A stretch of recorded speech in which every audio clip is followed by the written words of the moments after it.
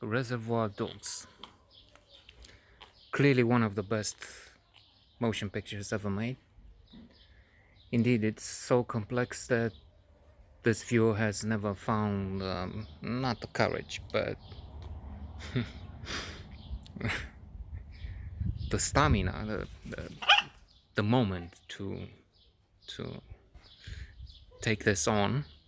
And I'm thinking books have been written about it. I'm pretty sure because it is such a monumental work. The problem, after saying it's so divine and glorious, the problem though is that once you've seen this in Pulp Fiction, if you think like me, you're not so thrilled by Inglorious Bastards, Kill Bill, and the other, even the Once Upon a Time in Hollywood, the most recent nominated and acclaimed, rewarded with prizes production with the signature of Quentin Tarantino. The marvelous kid, the genius, the phenomenon, which has indeed signed a mark on the history of cinema with these two, Reservoir Dogs, Pulp Fiction, among the best 10, 20 best movies of all time. From beginning to end, it's a magnum opus, it's a masterwork, a chef d'oeuvre. It's a subject of discussion, at least in my case. I mentioned the the tipping. Rare occasions when there's a restaurant outing or something, I refer to the principles of Mr. Pink, who would who would not tipping principle, and then he goes on to debate the reason behind tipping here in this restaurant and not tipping at McDonald's or in other places. He's destroying something there. That's why I'm concerned. I remember reading when it was released that it has also caused some controversy. I mean, now it's accepted as a landmark, of course, but it was the movie, and it may still be, with highest frequency. I mean, or number of expletives in the course of the movie. Fucking motherfucker, whatever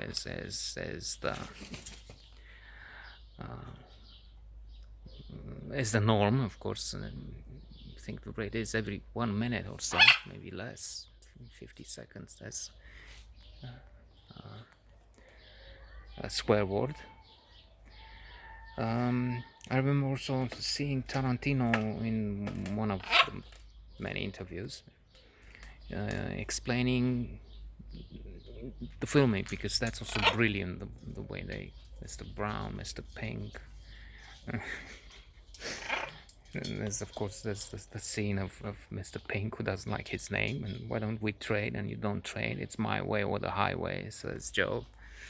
And because he's in control.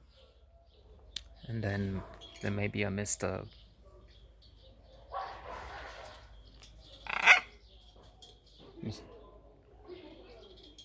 Lavender on some other job. So it's not that way. But I remember this explanation. This the filming of the Psychopath.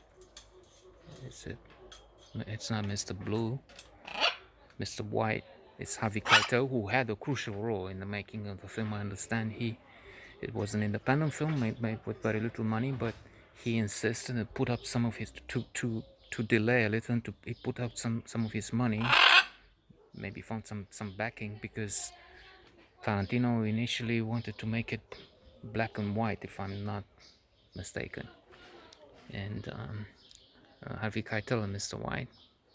Mr. Pink is Steve Buscemi, of course. Tim Roth is Mr. Orange, and he looks like he's dying, badly wounded. We have his wonderful anecdote in the toilet with the policeman. But I'm thinking the scene of the cutting of the air, when they looked at different angles. We can do it from here. You can see it, and then, or you can imagine it, and that was the option they took of filming from behind, from behind the psychopath, Michael Madsen, so that you don't see, but imagining the scene, the gruesome, horrifying scene where a policeman's ear is cut, is more effective. It has then the songs, and it is a fantastic, wonderful movie.